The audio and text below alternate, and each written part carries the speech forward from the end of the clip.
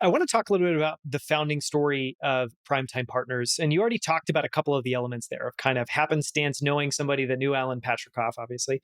And then, kind of seeing the aging experience through your father's experience.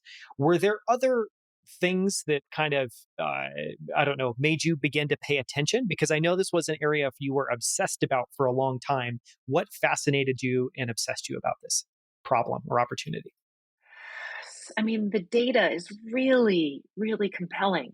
I mean, the data that an audience of, people demarcate the line of what a senior is, whether it's 65 because that's when Medicare starts, or it's really 55 because that's the average retirement age, or 55 to 60. So it varies. But, the fact that this audience is soon going to be 25% of our population, controls two-thirds the net worth of our country, three-quarters of the healthcare spend, and less than 5% of marketing dollars goes this way.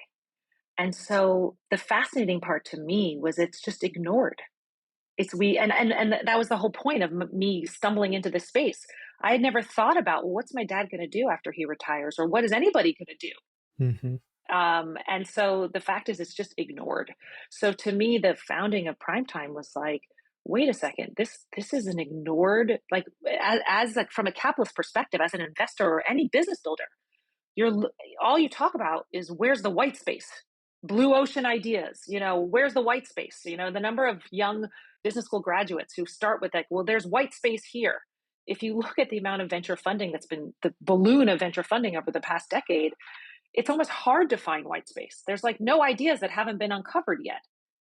And then you look at the space of aging and longevity, and I was surprised. It's like, are you serious that there's actually nobody focusing on this?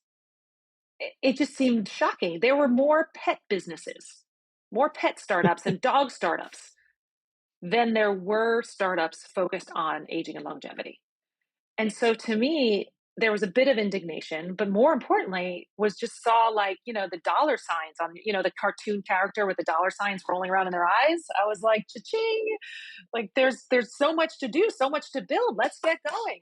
And so that was really a huge impetus, was just the magnitude of the opportunity, the TAM across healthcare and fintech and prop tech and consumer. And that was the thought behind Primetime, which is, not to be a horizontal fund focused on an audience and their needs, irrespective of the way that most venture funds have now developed, where the partners and the teams are so vertically focused around industry. And that strategy, I think, has played out well so far in our past 2 years since we launched, and has also been really gratifying to build that expertise horizontally.